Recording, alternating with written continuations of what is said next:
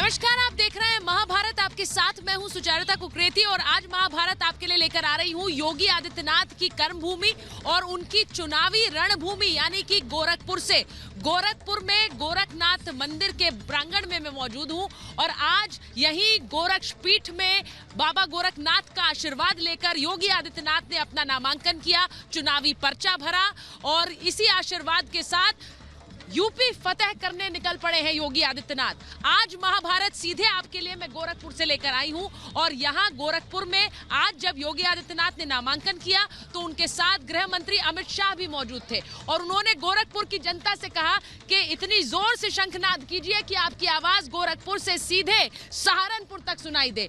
इस शंखनाद के साथ योगी आदित्यनाथ ने चुनावी रणभेरी बजाई है और इसी के साथ साथ आज महाभारत में मैं पूछ रही हूं कि क्या योगी आदित्यनाथ बीजेपी के लिए जीत की गारंटी है, क्योंकि वो भले ही गोरखपुर से चुनाव लड़ रहे हैं, एक सीट से चुनाव लड़ रहे हैं, लेकिन ये सीट 403 विधानसभा सीटों पर क्या प्रभाव डालने वाली है। योगी आदित्यनाथ भले ही कह रहे हैं कि वो 10 मार्च के बाद सब सियासी गर्मी विरोधियों की उतार देंगे, लेकिन उनके आज चुनावी पर्चा भरने से किस तरह से गोरखपुर में और उत्तर प्रदेश के चुनावी रणभूमि का सियासी ताप बढ़ गया है, आज इसी पर कर रही हूं महाभारत। आज महाभारत में मैं पूछ रही हूं कि योगी आदित्यनाथ उतरे हैं चुनावी मैदान में और क्या कह रही है गोरखपुर की जनता, क्योंकि गोरखपुर से योगी आदित्यनाथ का एक पुराना रिश्ता रहा है। यहां से 5 बार सांसद रहे, उसके बाद मुख्यमंत्री चुने गए। 5 साल मुख्यमंत्री का कार्यकाल खत्म होने के बाद दूसरी कार्यकाल के लिए दावा ठोक रहे हैं। ऐसे में गोरखपुर की आवाम क्या कह रही, गोरखपुर के लोग क्या कह रहे हैं, आइए आज दिन भर जब मैंने लोगों से बात की तो क्या सुना ये भी आपको बताती हूँ। बाबा पहले बहुमत में जीते थे, इस बार प्रचंड बहुमत से जीतेंगे। योगी आदित्यनाथ उत्तर प्रदेश में इतिहास रचने जा रहे हैं, इतने पूर्ण बहुमत के साथ सरकार बनाएंगे। सब कह रहे हैं एक तरफा यहाँ जमानत जब्त हो जाएगी, सब यही कह रहे हैं जो एक ही विकल्प योगी आदित्यनाथ जी। अखिलेश जी जो कहते हैं कि इस बार सीएम नहीं बनेंगे, तो कौन है ये हम नहीं जानते। योगी जी इस बार 350 सीटों के साथ आएंगे। अरे विधवत और विधपूर्वक बनेंगे, जो राम को लाया है उसको हम लाएंगे। हम लोग बोले ये शेर नहीं बब्बर शेर है, जो राम को लाए हैं उनको हम लाएंगे, यूपी में फिर से हम भगवा लहराएंगे। आज महाभारत में मैं आपको बता रही हूं कि एक तरफ आज योगी आदित्यनाथ चुनावी पर्चा भर रहे थे तो दूसरी तरफ प्रधानमंत्री नरेंद्र मोदी चुनावी चर्चा कर रहे थे। जी हां, उत्तर प्रदेश के लिए उनकी दूसरी वर्चुअल रैली थी आज, जिसमें उत्तर प्रदेश के लोगों को उन्होंने संबोधित किया और जिक्र योगी आदित्यनाथ का किया, योगी आदित्यनाथ की उपलब्धियों का किया, उनकी सरकार की उपलब्धियों का किया। वहीं प्रधानमंत्री ने आज सीधा हमला किया समाजवादी पार्टी पर और ये कहा कि किस तरह से ये वो सरकार है जिसने वैक्सीन को लेकर भ्रम फैलाया, लेकिन खुद अब जाकर वैक्सीन लगवा ली है। परिवारवाद को लेकर हमला किया और कहा कि ये चुनाव इस बार हिस्ट्री शीटर्स को बाहर रखने का और नई हिस्ट्री बनाने का है। प्रधानमंत्री के आज के संबोधन से एक बात फिर साफ हो गई कि जिन लोगों को उत्तर प्रदेश में योगी आदित्यनाथ के खिलाफ लड़ना है, उन्हें योगी और मोदी की जोड़ी के साथ लड़ना होगा।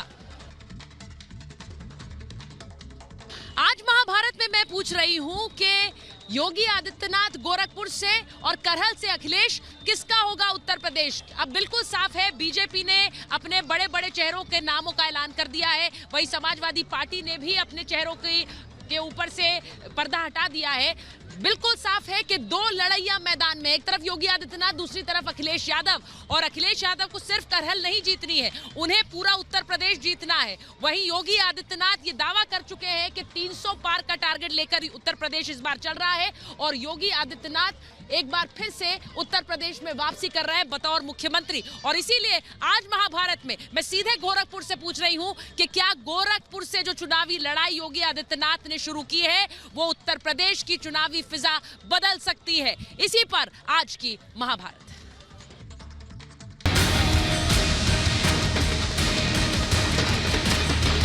और यहां पर योगी आदित्यनाथ आज चुनावी शंखनाद करने के लिए निकल रहे हैं। योगी आदित्यनाथ की तस्वीरें देखिए, निकल रहे हैं योगी आदित्यनाथ का एक काफिला। सबसे पहले रिपब्लिक भारत पर योगी आदित्यनाथ की तस्वीर आपने देखी है। योगी आदित्यनाथ और गृह मंत्री अमित शाह यहाँ से निकलते हुए। ये तस्वीर लगातार हम दिखा रहे हैं। पहली तस्वीर। तो जो तस्वीरें आप इस वक्त देख रहे हैं, योगी आदित्यनाथ इस वक्त मंच पर पहुंच गए हैं। योगी आदित्यनाथ के साथ गृह मंत्री अमित शाह। इस नामांकन के ये जो तस्वीर है ये बहुत कुछ कहती है। ये सिर्फ नामांकन नहीं है, ये पावर शो है। गोरखपुर के डीएम ऑफिस रूम नंबर 24 के अंदर ये एक अनप्रेसिडेंटेड तस्वीरें हैं। उत्तर प्रदेश के मुख्यमंत्री और देश के गृह मंत्री साथ में। तो ये अपने आप में ये पहली बार होने जा रहा है कि योगी आदित्यनाथ एमएलए का इलेक्शन लड़ रहे हैं गोरखपुर सदर से। एक्सक्लूसिव तस्वीरें रिपब्लिक भारत पर आप देख रहे हैं। सबका अभिवादन स्वीकार करते हुए गृह मंत्री अमित शाह और योगी आदित्यनाथ। तो मैंने आपको दिखाया आज गोरखपुर से योगी आदित्यनाथ ने पर्चा भरा है। मैं एक बार आपको फिर से बता देती हूँ, यहाँ पर मेरे साथ कुछ लोग हैं। मठ की तस्वीर भी मैं आपको एक बार दिखा रही हूँ, क्योंकि यहीं पर अब थोड़ी देर बाद योगी आदित्यनाथ पहुंचने वाले हैं। यहीं से सुबह वो निकले थे पर्चा भरने के लिए, और उसके बाद यही गोरखनाथ मंदिर का, मठ का यही वो द्वार है जहां पर अभी थोड़ी देर बाद कहा जा रहा है कि योगी आदित्यनाथ पहुंचेंगे और उनके समर्थन में उनसे मिलने वाले लोग यहां लगातार पहुंचते हैं। मैं अपने मेहमानों का परिचय आपसे करा देती हूं। मेरे साथ बीजेपी के सांसद सुब्रत पाठक जी जुड़ रहे हैं। मेरे साथ बीजेपी के प्रवक्ता समीर सिंह जुड़ रहे हैं। राजनीतिक विश्लेषक शिवम त्यागी जुड़ रहे हैं। समाजवादी पार्टी की राष्ट्रीय प्रवक्ता नाहिद लारी खान मेरे साथ हैं, और फैजान खान जो कि बीएसपी के राष्ट्रीय प्रवक्ता हैं। बहुत बहुत स्वागत आप सभी का। मैं आपके पास आऊं उससे पहले एक बार यहाँ के लोगों से पूछ लेती हूँ। मेरे साथ बहुत सारे मेहमान हैं, लेकिन उन्हें ये बताइए यहाँ गोरखपुर से योगी क्यों? क्योंकि बहुत जरूरी है गोरखपुर से योगी, क्योंकि यहीं से संचालन होता है पूरे यूपी का। क्योंकि जो हमारे योगी आदित्यनाथ जी ने 5 साल में जो काम दिए हैं वो बहुत बड़ी बात है, और बहुत ख्याति जो देश और विदेशों में पहुंच रही है। और मैं योगी आदित्यनाथ की वजह से पहुंच रही है। यहाँ गोरखपुर से योगी क्यों? महाराज जी की वजह से पहुंच रही है, योगी आदित्यनाथ की तरफ से पहुंच रही है। जी योगी जी क्यों जरूरी है गोरखपुर के लिए? गोरखपुर के लिए ये आज गोरखपीठ के महंत हैं, और गोरखपुर की पहचान इस मठ से है। गोरखपीठ पीठाधीश्वर यहाँ के हैं, और यहाँ से सांसद रहे हैं कई बार। एक और पहचान आपको लगता है गोरखपुर की योगी आदित्यनाथ है? देखिए, योगी आदित्यनाथ जी गोरखपुर की पहचान के साथ साथ भारत की भी पहचान बन चुके हैं। अब ये जो बात इन्होंने कही है, मेरे साथ जो सज्जन थे उन्होंने कहा कि सिर्फ गोरखपुर के नहीं हिंदुस्तान की पहचान बन चुके हैं। मैं इसी को लेकर नाहिद जी आपके साथ अगर शुरुआत कर लूं। आज आपने देखा कि किस तरह, मैं तो गोरखपुर में थी, मैं गोरखपुर में हूं, और मैंने देखा कि किस तरह का एक भव्य कार्यक्रम गोरखपुर में योगी आदित्यनाथ के नामांकन को लेकर दिखा। कितनी संख्या में लोग पहुंचे, लेकिन यहाँ जिन्होंने कहा कि योगी आदित्यनाथ सिर्फ गोरखपुर नहीं देश की पहचान बन चुके हैं। नाहिद जी, ये खतरे का सिग्नल आप लोगों के लिए तो नहीं है? जिनके माता पिता गोलघर गोरखपुर में पैदा हुए, और आप ये समझिए कि गोरखपुर ऐतिहासिक जगह है और वहाँ की सम्मानित जनता बहुत ही जागरूक है और हमेशा ऐतिहासिक फैसले लेती रही है। और मैं आपको ये भी बताना चाहूंगी कि वहाँ की सम्मानित जनता 1970 का इतिहास पुनः दोहराने जा रही है, जब उस वक्त जो सीएम थे उत्तर प्रदेश के TN सिंह वहाँ गोरखपुर से चुनाव लड़े थे। जनता ने उनको जबरदस्त पटकनी दी थी और हराया था जबरदस्त तरीके से, बुरी तरह से हारे थे तब मुख्यमंत्री वहाँ के। अब 52 ईयर्स के बाद वहाँ की सम्मानित जनता पुनः इतिहास दोहराएगी और सीएम अजय सिंह बिष्ट को वहाँ पर जबरदस्त पटकनी देकर बुरी तरह से हराएगी। नाहिद जी, कितने साल के बाद? नाहिद जी, कितने साल के बाद पटकनी देगी? 52 इयर्स के बाद एक और। अब देखिए, अब मैं इसी बात को लेकर आपसे मैं क्यों पूछ रही हूँ, मैं आपसे क्यों पूछ रही हूँ नाहिद जी कि 52 साल आपने कहा कि वहाँ पर 52 साल से वहाँ पर पटकनी नहीं दे पाई है। इसका सीधा मतलब ये, सुब्रत जी अगर मैं आपसे पूछूं, यहाँ 52 साल से पटकनी नहीं दे पाई, इस बार क्या बदल जाएगा? इस बार क्या बदल जाएगा सुब्रत जी? बार ये बदलेगा कि योगी जी के खिलाफ जितने लोग भी खड़े हैं गोरखपुर से, उनका सबकी जमानत जब्त हो जाएगी। आप देख लीजिएगा, ये निश्चित रूप से योगी आदित्यनाथ जी ने गोरखपुर की कभी एक पहचान हुआ करती थी, जहाँ के ऊपर रोज दंगे होते थे, माफियाबाद था, दिन में गोलियां चलती थी, बाजारें बंद हो जाया करती थी। अभी 2-3 माह पहले जो है व्यापारी मनीष गुप्ता की आदित्यनाथ के लोगों ने, अपने लोगों ने पैसे की हत्या कर दी थी। ये वो गोरखपुर है। हाँ, ये उनके मंत्री तो कुल मिलाकर तो इस गोरखपुर में आज लोग तो बहुत नाराज है ना इस बात को लेकर। उसमें जिसने भी जो काम किया उसको नहीं, उसके नाइट ऊपर जी, कार्रवाई नाइट जी, हुई है, सभी नाइट जी, लोग एक मिनट। जानते हैं। और वो सारे पुलिस वाले भी जेल आप में ये हैं। कह रही हैं कि इस बार कुल चीजें मिलाकर बदल योगी जाएंगी, ने इस कभी बार भी यहाँ किसी पर के साथ इस कोई बार यहाँ भेदभाव पर नहीं किया। परचम बदल जाएगा। ये तो हम एक बार लोगों ने सुब्रत जी को देखा सुन था। लेती हूँ, उसके बाद आपके पास आती हूँ। एक बार हाँ सुब्रत जी बोलिए। तो हाँ। कुल मिलाकर योगी आदित्यनाथ जी ने बोलिए गोरखपुर सुब्रत की जी। पहचान को बदलने का काम किया है। और जिस प्रकार से गोरखपुर में एक आज वो मुख्यमंत्री होने से पहले भी जब थे, तो निश्चित रूप से जिस प्रकार से वहाँ के ऊपर दिमागी बुखार की जो समस्या होती थी, उसको लेकर बार बार संसद में लड़े और जब मुख्यमंत्री बने तो उस समस्या को जड़ से समाप्त करने का काम किया। कितने सारे बच्चे हमारे हर साल ठीक उस है। दिमागी बुखार से मर जाते थे।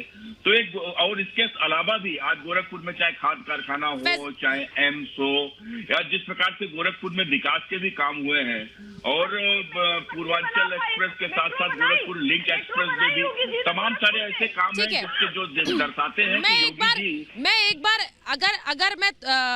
अगर मैं एक बार दिखा पाऊं कि यहाँ योगी के सामने कौन है, योगी आदित्यनाथ के सामने कौन, हालांकि गोरखपुर की मैं बात जरूर कर रही हूँ, अगर मैं वो तस्वीर एक बार दिखा पाऊं, क्योंकि गोरखपुर शहर से योगी आदित्यनाथ विधानसभा चुनाव लड़ रहे हैं। सपा ने अभी तक यहाँ उम्मीदवार नहीं उतारा है। यहाँ पर एक ब्राह्मण चेहरे पर दाव लगाने की अटकलें चल रही हैं। पिछली बार किस तरह से कांग्रेस को ये सीट दे दी थी 2017 में। वहीं बसपा की बात कहूं मैं, फैजान साहब इसके बाद आपके पास आ रही हूं, इसलिए जरा गौर से सुनिएगा। बसपा ने अभी तक उम्मीदवार यहां से घोषित नहीं किया है। 2017 में बसपा तीसरे नंबर पर गोरखपुर से रही और बसपा को मात्र 24,000 वोट हासिल हुए थे। वहीं कांग्रेस के लिए अगर मैं कहूं तो कांग्रेस ने भी प्रत्याशी घोषित नहीं किया। अब बात सिर्फ गोरखपुर की नहीं है, बात सिर्फ गोरखपुर की नहीं है। यहां पर अगर प्रत्याशी अभी तक घोषित ना करना, यानी योगी आदित्यनाथ के सामने किसी को भी उतारना, क्या हार का सौदा लग रहा है? फैजान जी मैं आपके पास आ रही हूं। अभी तक आप लोगों ने कोई उम्मीदवार नहीं उतारा है, सिर्फ चंद्रशेखर है एक जो चुनाव जो ताल ठोक रहा है योगी आदित्यनाथ के खिलाफ और कह रहे हैं कि वो चुनावी मैदान में है। बाकी किसी पार्टी ने नहीं। आपने क्यों नहीं उतारा अभी तक? सुचित्रा जी, बहुत जल्द हम वहाँ पे प्रत्याशी अपने उतार देंगे और योगी आदित्यनाथ जी वहाँ से चुनाव कभी सूरत में नहीं जीत पाएंगे। हाँ, ये अच्छा सुचित्रा जी उन्होंने किया। आपने अभी बताया कि शायद आपने ये नहीं बताया कि भारतीय जनता पार्टी के इससे पहले जो कैंडिडेट हुआ करते थे, जो मेरे ख्याल से अच्छा खासा 3 बार से जीत रहे हैं, वो किस समाज से आते हैं। तो एक बार फिर योगी आदित्यनाथ जी ने ब्राह्मणों का ही टिकट काट के अपने आप को लेकर चले आए। दूसरी बात, आज ये खुशी हुई है उत्तर प्रदेश की जनता को कि अमित शाह जी खुद आए हैं योगी आदित्यनाथ जी को ये बताने गोरखपुर में कि अब आपकी जगह यही मठ है, अब यहाँ से बाहर आने की आपको ज़रूरत नहीं है। आपको हमने अब मठ के, क्योंकि मठ के लोग आपको बहुत अच्छे संत मानते हैं और अच्छी बात है, वो संत हैं भी। जिस कार्य के लिए ऊपर वाला ने उन्हें भेजा है वो कार्य वो करें, ये बेहतर होगा। क्योंकि पूरी उत्तर प्रदेश ने देख लिया कि वो मठ से बाहर आए तो पूरा उत्तर प्रदेश का कार्यकलाप कर दिए, इसलिए अब वो वहीं गोरखपुर में सीमित रह जाएंगे। उसी तर्ज पर समाजवादी पार्टी के अखिलेश यादव जी भी अपने घर की सीट कराल पे चले गए। तो ये दोनों ही दल के नेता योगी आदित्यनाथ जी और अखिलेश यादव जी अपने अपने घर चले गए। अब उत्तर प्रदेश की जनता जो है चैन की सांस ले रही है और पूरा प्रचंड बहुमत के साथ बहुजन समाज पार्टी को लेके आ रही है। क्योंकि ये दोनों ही पार्टियां तूतू महमे करते हुए, जाति धर्म की राजनीति करते हुए अपने अपने घर को वापस चले गए। अब मैं इनसे गुजारिश करूंगा कि अपने अपने घर में रहें और उत्तर प्रदेश की जनता को बहुजन समाज पार्टी के लिए छोड़ दें। क्योंकि उससे कानून व्यवस्था, जिस तरह से हमने देखा सुचित्रा जी, किस तरह से इन्होंने बंटाधार किया। इसी गोरखपुर में अभी सांसद जी कह रहे थे, इनके इसी गोरखपुर में बीमारी से बच्चों का योगी आदित्यनाथ जी के चीफ मिनिस्टर बनने के बाद क्या हाल हुआ, सैकड़ों बच्चे को मौत हुआ वहां पे, लेकिन योगी आदित्यनाथ जी नहीं सर कर पाए। सड़कों का आपने ये कहा कि लॉ एंड ऑर्डर यहाँ पर बुरा हुआ है योगी आदित्यनाथ के राज में। मैं एक बार लोगों से पूछती हूँ, यहाँ लॉ एंड ऑर्डर खराब हुआ है योगी जी? नहीं, जब से लोकतंत्र की स्थापना हुई है तब से यही गवर्नमेंट तो सही शासन चला रही है। योगी आदित्यनाथ के राज में लॉ एंड ऑर्डर कैसा है? नहीं, सब सही चल रहा है। सही चल रहा है, आप बताइए। बिल्कुल उनके राज में जैसा चल रहा है उसके ऐसा किसी के राज में नहीं चला है। किसी के राज में नहीं चला, आप बोलिए। आना कभी चलेगा, योगी जैसा मुख्यमंत्री ये पूरे भारत में नहीं मिलेंगे। योगी जी के लॉ एंड ऑर्डर की बात बताइए, क्योंकि वहाँ पर दूसरी पार्टियों के भी नेता हैं, और मुझे तस्वीर बताइए यहाँ की। मैडम, जैसे यहाँ पे कहा जा रहा है कि लॉ एंड ऑर्डर की बात कर रही हैं, जो स्टूडियो में जो डेबिट पे बैठे हुए हैं, मैं उनसे ये कहना चाहता हूँ, वो ये बताएं क्यों नहीं अब तक वो किसी को भी इस गोरखपुर में उतारे योगी आदित्यनाथ के खिलाफ। क्योंकि इसलिए नहीं उतार रहे हैं कि उनकी हालत खराब है कि कौन है वहाँ पे उतरेगा, क्योंकि हारना ही हारना है, जमानत जब्त हो जाएगी उनकी। नाइट जी, मैं यहाँ लोगों की बात आपसे पूछ रही हूँ, उसके बाद शिवा आपके पास आ रही हूँ, मुझे बताइए, उसके बाद संजय जी आपके पास आ रही हूँ। मुझे नाइट बताइए, यहाँ पर नाइट जी सब सब लोग कह रहे हैं, हालांकि मैं मान सकती हूँ कि गोरखपुर गढ़ है योगी आदित्यनाथ का, तो यहाँ पर ये आवाज है, लेकिन वो पूछ रहे हैं सीधे सीधे कि आप उम्मीदवार घोषित करिए। आपको यहाँ पर डर लग रहा है, लेकिन ये डर शायद यूपी का तो नहीं है। कहाँ से ये आदित्यनाथ का गढ़ हो जाएगा? अभी जो उपचुनाव हुए तो समाजवादी पार्टी अकेले लड़ी थी और समाजवादी पार्टी को जनता ने समर्थन दिया, तो समाजवादी पार्टी का परचम लहराया था और ये आदित्यनाथ हारे थे। जब ये सीएम बने थे इन्होंने एमपी छोड़ दिया था, तब वहाँ उपचुनाव हुआ था तो ये खुद हार गए थे अभी उपचुनाव में, तो ये कहाँ से बीजेपी का गढ़ हो जाएगा? अरे पूरा पूर्वांचल जो समाजवादी पार्टी का आज से नहीं बरसों से 72 से मजबूत गढ़ है। और एक पुराने समाजवादी थे छुन्नन गुरु, वो तो उन्होंने तो जवाहरलाल नेहरू जी को म्युनिसिपैलिटी के चुनाव में इलाहाबाद से हरा दिया, तो समाजवादी पार्टी का बहुत मजबूत गढ़ है। और जो लॉ एंड ऑर्डर की बात कर रहे हैं, तो अभी गोरखपुर में तो ये आलम है कि योगी जी के जो अपने लोग हैं, जिनके वो मंत्री है, पुलिस वाले, वो तो ज्वेलर्स के ठीक है, आप ये कह रही हैं कि गोरखपुर योगी आदित्यनाथ का गढ़ नहीं है, आप ये कह रही हैं कि योगी आदित्यनाथ का वो गढ़ नहीं है। मैं एक बार बुरी तरह हारते, जब ठीक है, मैं एक बार नाहिद जी, क्योंकि हम पूरे समूचे उत्तर प्रदेश की बात कर रहे हैं, लेकिन क्योंकि आपने कहा कि गोरखपुर योगी आदित्यनाथ का गढ़ कहां से हो गया, मैं एक बार योगी उनकी जीत का अंतर जब उन्होंने लोकसभा चुनाव लड़ा, मैं सिर्फ एक बार फैक्ट्स रख रही हूँ। फैजान जी उसके बाद आ रही हूँ, आपके संजय जी आ रही हूँ। मुझे ये बताइए, जो जीत का जो अंतर है, 1998 में वो 26,000 वोटों से जीते थे, जो कि उनका पहला चुनाव था, लेकिन फिर उसके बाद हर चुनाव में वो जीत का अंतर बढ़ता गया। 2004 में 1,42,000, 2009 में 2,20,000, 2014 में 3,12,000। अब ये जीत का अंतर लगातार बढ़ता रहा है, और अगर शिवम ये कहना सही है कि यहाँ पर ये उनका गढ़ नहीं है गोरखपुर? नहीं सुचारिता जी, ये जो गढ़ है योगी जी का तो है ही नहीं, ये गढ़ है समाजवादी पार्टी का, ये गढ़ है बीएसपी का। इन दोनों के प्रमुख नेता जो हैं वहां से लड़ने चाहिए। मैं तो कहता हूं बहन कुमारी मायावती जी वहीं से लड़ लें। अखिलेश जी का भी गढ़ है, वो करहल से क्यों लड़े? उनको तो यहीं से लड़ना चाहिए था, गोरखपुर से। इस बार योगी आदित्यनाथ जी को हराना चाहिए था उनको वहां पर। सबको पता है किसका गढ़ है, क्या है, गणित बताता है, आंकड़े बताते हैं किसका गढ़ है। उसके बाद भी आप टीवी पर इस तरह की बातें आकर कहें, जहां 3 लाख से ज्यादा विराट जीत है, और ये सच्चाई है, और ये सच्चाई है। इस बार वहां पर आप देख लीजिएगा, कोई भी किसी भी पार्टी का कैंडिडेट उतरे, जमानत जब्त है। गोरक्षपीठ जो है, जो मठ है, वो इस प्रदेश को एक भावी मुख्यमंत्री तो देने वाले हैं ही, साथ ही साथ एक ऐसे मुख्यमंत्री जिन्होंने 5 साल का ट्रैक रिकॉर्ड रखा, एक ऐसे मुख्यमंत्री जिन्होंने मठ में रहते हुए, भगवा पहने हुए प्रदेश को इस तरह की व्यवस्थाएं दी जो ऑस्ट्रेलिया रिटर्न भी नहीं दे पाए।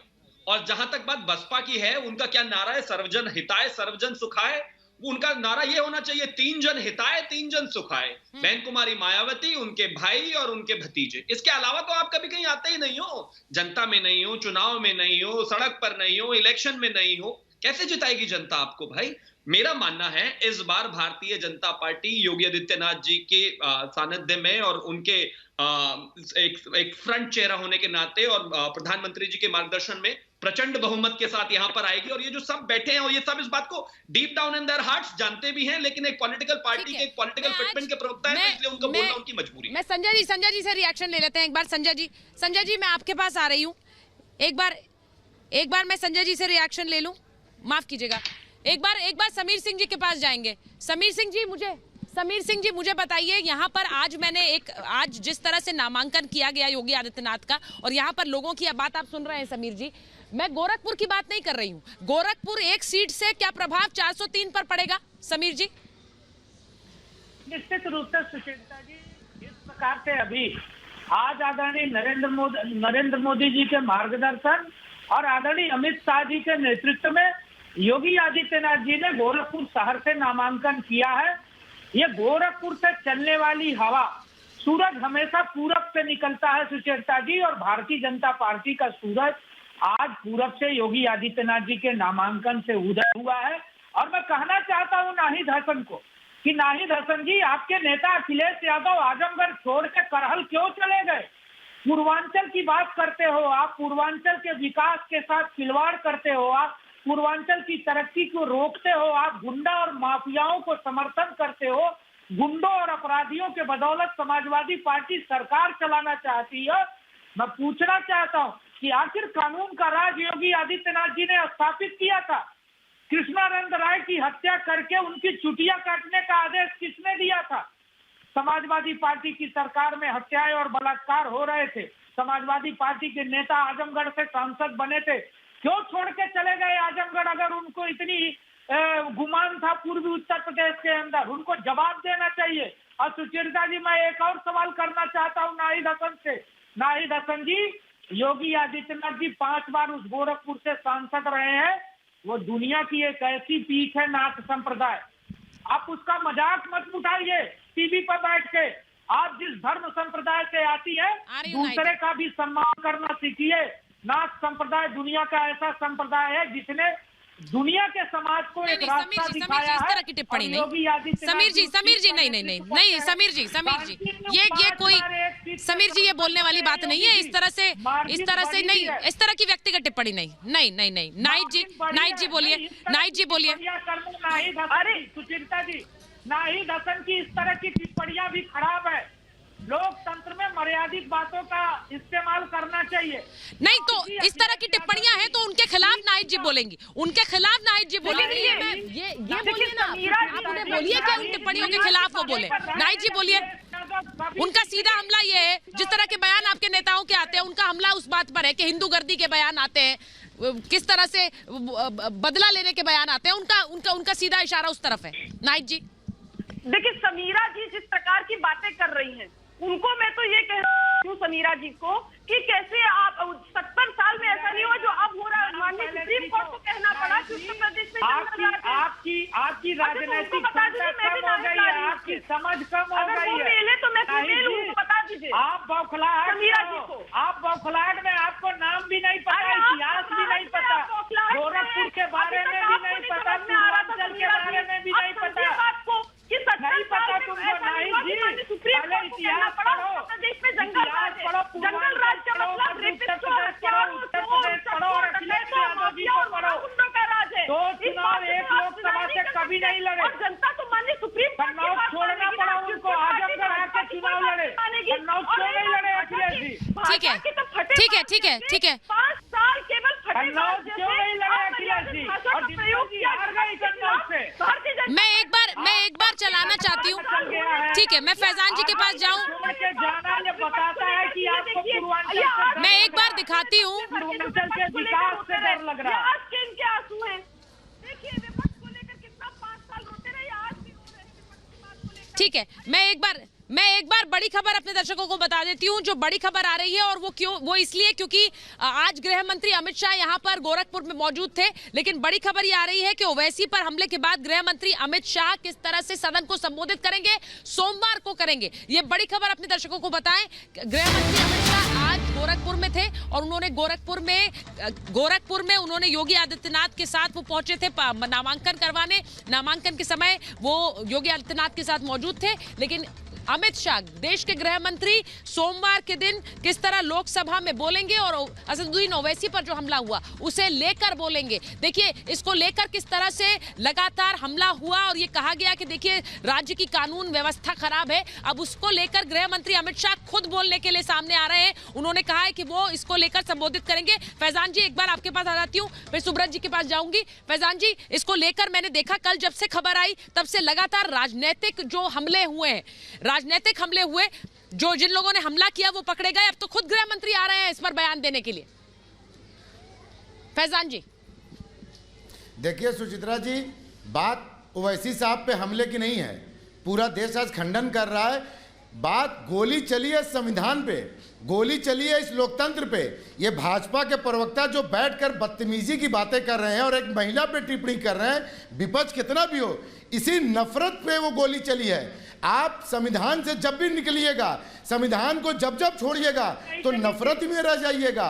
और भाजपा के प्रवक्ता साहब जो इतनी तारीफ आप कर रहे हैं, 4 बार से लोकसभा रहे हैं, किस बात के लोकसभा शिवम जी, किस बात के लोकसभा मेंबर जो एक वहां के विश्वविद्यालय को सेंट्रल का मान्यता नहीं दिला सकता है, जो 4 बार से सांसद रहने के बावजूद वहां की सड़कें ठीक नहीं कर सकता है, जो 4 बार के सांसद रहते हुए वहां का स्वास्थ्य ठीक नहीं कर सकता है, जो मुख्यमंत्री रहने के बाद महिलाओं पे 3 बार से एनसीआरबी की रिपोर्ट है यानी आप कह रहे हैं, अच्छा ठीक है, जवाब दीजिए सुब्रत जी आप भी सांसद हैं, इसी उत्तर प्रदेश से सांसद हैं, वो कह रहे हैं, वो आरोप लगा रहे हैं उसी सुशासन का और उसी सड़क पानी बिजली का जो कि जिस पर आप लोग दम भर रहे हैं। कैसे फैजान खान ये आरोप लगा पा रहे हैं सुब्रत जी?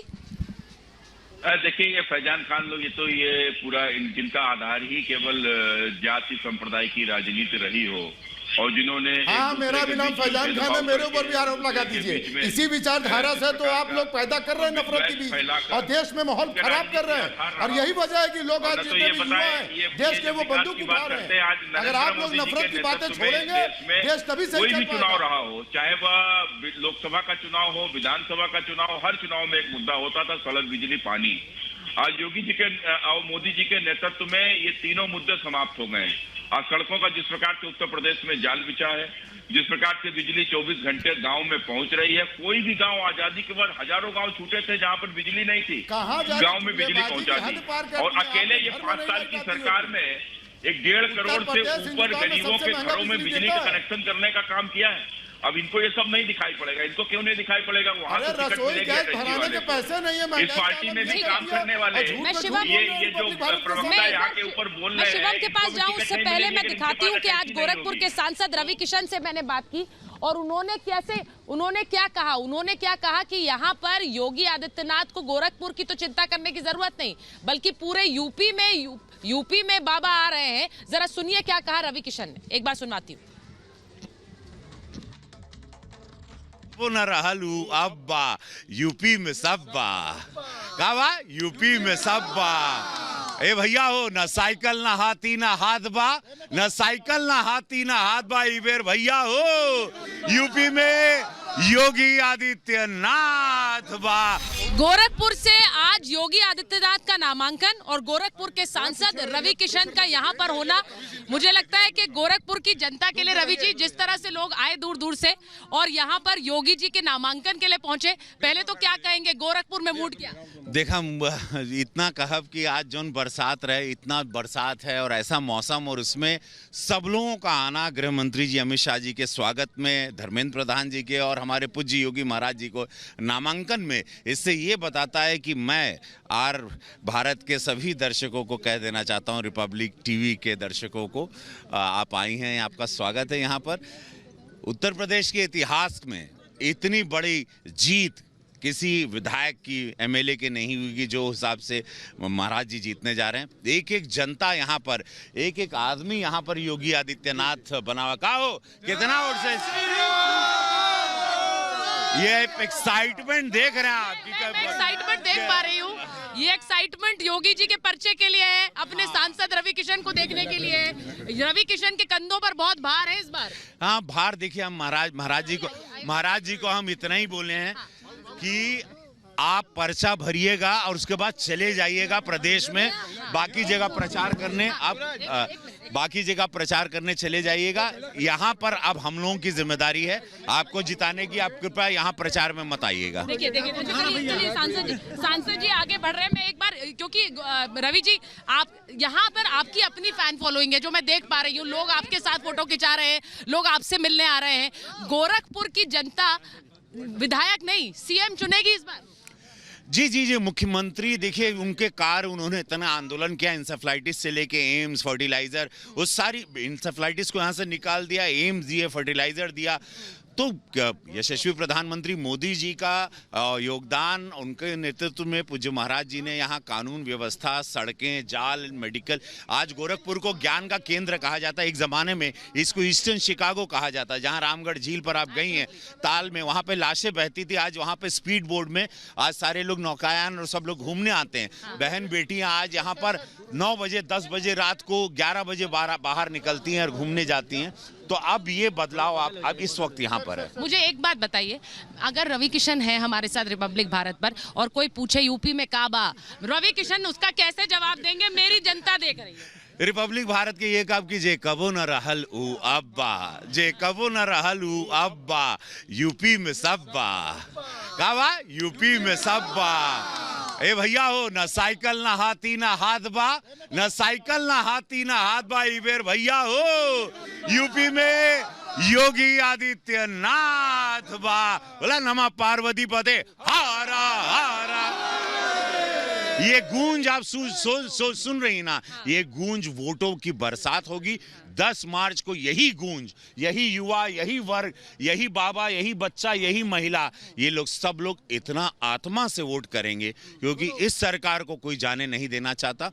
ये डबल इंजन की सरकार ही भविष्य है उत्तर प्रदेश का, क्योंकि सबसे बड़ी चीज विकास और सारे कार्यों के ज्यादा मुझे अगर लगता है पर्सनली एक सांसद के रूप में सुरक्षा व्यवस्था। मैं कहीं भी रहना चाहूंगा, मेरी माँ बहन बेटी जहां इज्जत से रहे, सुरक्षित रहे, मुझे कोई डराए नहीं, कोई माफिया दंगाई आके हमको धमकाए नहीं, मेरे घर को जलाए नहीं, हत्या ना करे, गोली ना मारे। तो मैं ऐसी जगह पे रहना चाहता हूं। उत्तर प्रदेश इस वक्त सबसे ज्यादा सुरक्षित है, 25 करोड़ की आबादी, और उसका पूरा श्रेय जाता है पूज्य योगी महाराज जी को। और ये बताइए, अखिलेश जी जो कहते हैं कि फिर से नहीं आएंगे सीएम चुनकर, देखिए उनका जो कहना है उनकी बात है, लेकिन लोगों ने तय कर लिया है कि माफियाओं को अब जिला चलाने नहीं देंगे, माफियाओं को उत्तर प्रदेश नहीं देंगे, दंगाइयों को अभी उत्तर प्रदेश नहीं देंगे, ये बात तय हो चुकी है। ठीक है, आपने रवि किशन को सुना है, यहाँ गोरखपुर के सांसद हैं। मैं आपके पास आ रही हूँ शिवम, और उसके बाद नाहिद जी आपके पास। शिवम, मुझे ये बताइए कि यहाँ गोरखपुर की बात नहीं है, मैं बार बार ये कहती हूँ कि यहाँ पर जब योगी आदित्यनाथ चुनाव लड़ रहे हैं तो गोरखपुर को पता है कि वो सीएम के लिए चुनाव लड़ रहा है। यहाँ गोरखपुर में लड़ाई सीएम पद की होगी, और इसीलिए क्या ये लड़ाई पूरी 403 सीटों पर प्रभाव डालेगी, और वो वही असर वहां करहल से भी होगा। जब अखिलेश यादव करहल से चुनाव लड़ रहे हैं, वो चुनावी मैदान में है, तो क्या वही प्रभाव पूरे उत्तर प्रदेश पर नहीं पड़ेगा? शिवम। सुचारिता जी, इसमें कहीं कोई दो राय नहीं है। एक चीज हमें समझ लेनी चाहिए कि गोरखपुर बहुत अच्छे तरीके से जानता है कि वो प्रदेश के चीफ मिनिस्टर को चुनकर आगे भेज रहे हैं, और फिर गोरखपुर और प्रदेश की बात ही क्यों करें। आप सोशल मीडिया पर भी काफी एक्टिव रहती हैं, आप ग्राउंड पर भी रही हैं, आपने देखा होगा कि पूरे देश में जिस तरीके से योगी आदित्यनाथ जी के लिए बात की जा रही है, पूरा सोशल मीडिया उठाकर देख लीजिए। अब कुछ चिल्लाने से और हंसने से तो कोई लाभ नहीं है, आप हंस ही सकते हैं। आपके पास अगर कोई आखिरी विषय है तो ये हंसने वाला ही है, और मैं आदरणीय प्रधानमंत्री जी की तरह आप पर, जैसे रेणुका चौधरी जी पर टिप्पणी हुई थी, वो नहीं करना चाहता हूं, मैं बचना चाहता हूं उससे। लेकिन मैं फिर भी यही कहना चाहता हूं कि ये लोगों को पता है, दिखाई दे रहा है, वो जानते हैं अच्छे तरीके से। मैं बहन आपसे बड़े हाथ जोड़कर विनती करता हूं, ये महाभारत और रामायण का कोई जगह नहीं है यहाँ। अगर आपको हंसना है उसके लिए उचित जगह मिलेगी आपको, आप समझ रहे हैं ना। आपको जब जगह मिलेगी आप परफॉर्म करिएगा, प्लीज अभी यहाँ ऐसा ना करें। मैं सिर्फ नहीं, बिल्कुल नहीं घबरा रहे हैं आप, बीच में चिल्ला रहे हैं, प्लीज ना करिए। मैं देखिए, हमारे देश में उत्तर प्रदेश में रामायण का आयोजन किया जाता है, पूरा 7 दिन होता है, और मुझे पूरी उम्मीद है कि बाबा जी के समय में वो रामायण और भी भव्य होगी। उस भव्य रामायण में आपको एक भव्य रोल अवश्य मिलेगा। और ये जो आपकी हंसी है, मैं शुक्रगुजार हूँ, मुझे सुनने को मिली। मैं खुद गोरखपुर और अयोध्या की रामलीला में कहीं ना कहीं कहूंगा, मैं अयोध्या की रामलीला में खुद विनती करूंगा अपने प्रदेश के मुख्यमंत्री से कि इतने जो जिनकी कला इतनी धनी हो, उनको कहीं ना कहीं जरूर मौका मिलना चाहिए, लेकिन टीवी पर नहीं। मैं सिर्फ इतना कहना चाहता हूं सुचारिता जी, देश में जिस तरीके से आदरणीय मुख्यमंत्री जी को दोबारा से मुख्यमंत्री बनाने के लिए कैंपेन चल रहा है, आप सोशल मीडिया उठाकर देख लीजिए, आप डोर टू डोर देख लीजिए, और तमाम जगहों से लोगों की यह विश है, क्योंकि उत्तर प्रदेश को 2017 से पहले जिस तरीके से एक कहीं ना कहीं क्राइम सीन की तरह देखा जाता था, कहीं देखा जाता था महिलाएं सुरक्षित नहीं है, सड़क नहीं है, पानी नहीं है, बिजली नहीं है। इन्होंने क्या किया, इन्होंने 4-4 बार मुख्यमंत्री बनाया, इन्होंने सैफई महोत्सव कराया, उन्होंने सोचा चलो बहन जी को बना देते हैं। ये छवि कहां से आई, ये छवि कहां से आई है? मुझे बताइए नाहिद जी, आप हंस रही थी, लेकिन ये छवि कहां से आई है कि क्राइम मुक्त नहीं था, कितना गुंडागर्दी थी यहाँ पर, किस तरह का क्राइम था, ये छवि कहाँ से आई है? क्या सिर्फ बनाई गई है? क्या इसमें कोई हकीकत नहीं थी? नाहिद जी नहीं, देखिए आपसे निवेदन है कि मुझे बोलने का थोड़ा टाइम दीजिएगा। जैसे मैं अभी सुन रही थी रवि किशन जी को, वो भोजपुरी में गाना गा रहे थे, यूपी में काबा, तो मैं भी भोजपुरी में कुछ बातें बताना चाहती हूँ। सुप्रीम कोर्ट क्या कहता, यूपी में काबा, यूपी में जंगल राज बा, यूपी में काबा, रेपिस्टन का राज बा, यूपी में काबा, महिलन का अपमान बा, यूपी में काबा, नौजवान बेरोजगार। नहीं, लेकिन आप ऐसे नॉन स्टॉप नहीं बोल सकती नाहिद जी, आप भी तो लगातार दूसरों को परेशान करते हैं, आप भी तो लगातार बीच में बोलते जाते हैं। उत्तर प्रदेश में आपको याद है 2013 में जब 40,000 लोग विस्थापित हो गए थे, तो अखिलेश यादव जी क्या कर रहे थे? अखिलेश यादव जी सैफई में महोत्सव करा रहे थे, तब आपको उत्तर प्रदेश के लोगों की याद नहीं आई? जब गायत्री प्रजापति को आप लगातार रेप केस में बचाए जा रहे थे, तब आपको उत्तर प्रदेश की याद नहीं आई। आज आप कहते हो यूपी में क्या हुआ? आप चलिए, आप बाहर देखिए सड़क कैसी है, आप देखिए बिजली है कि नहीं है, आप देखिए पानी है कि नहीं है, आप देखिए सुरक्षा है कि नहीं है। आप तो एक महिला है और आपसे बेहतर कोई नहीं जानता इस बात को। जनता नहीं सुनने वाली है आपको, जनता ठीक है, ऑडियो में कुछ दिक्कत है। मैं एक बार मैं सुब्रत जी के पास जा रही हूँ। फैजान जी और सुब्रत जी के पास एक बार जा रही हूँ। मुझे ये बताइए फैजान साहब, अब आपके लिए मैं एक मुश्किल सवाल कर देती हूँ। मुझे ये बताइए, आप सपा के राज में कानून व्यवस्था बेहतर थी, बीजेपी के राज में बेहतर थी, या दोनों ही खराब थी? सिर्फ मायावती के राज में थी कानून व्यवस्था? जी दोनों ही पार्टियों का कानून पूरी तरीके से ध्वस्त था। ये मैं जुमलेबाजी नहीं करने बैठा हूं भारतीय जनता पार्टी सुजल जी, ये एनसीआरबी की रिपोर्ट बताती है 500 से ऊपर छोटे बड़े दंगे भारतीय जनता पार्टी के शासनकाल में हुए, 750 से ऊपर आपके जो है सपा सरकार में छोटे बड़े दंगे हुए। और योगी आदित्यनाथ जी खुद बोले कि 300 कुछ छोटे बड़े दंगे बहुजन समाज पार्टी के शासनकाल में हुए। तो योगी आदित्यनाथ जी खुद बता रहे कि सबसे अच्छा कानून व्यवस्था अगर उत्तर प्रदेश में रहा तो आपने जो बात बोली के दौर में रहा। और दूसरा ये ठीक है, मेरे पास समय नहीं है, मुझे बताया जा रहा है मेरे पास समय नहीं है, लेकिन मैं एक बात बता दूं कि यहाँ पर जब सेनापति खुद मैदान में उतरता है चुनावी शंखनाद करने, फिर वो चाहे करहल हो जहां पर अखिलेश यादव चुनाव ताल ठोक रहे हैं, या फिर यहाँ गोरखपुर हो जहां पर योगी आदित्यनाथ ताल ठोक रहे हैं, तो सेना किस तरह संगठित हो जाती है वो मैंने खुद देखा है। ऐसे में दो सेनापतियों की लड़ाई इस वक्त करहल वर्सेस गोरखपुर की ये सीट क्या रंग लाएगी, इंतजार करना होगा। बहुत बहुत धन्यवाद आप सभी का महाभारत में जुड़ने के लिए मेरे साथ।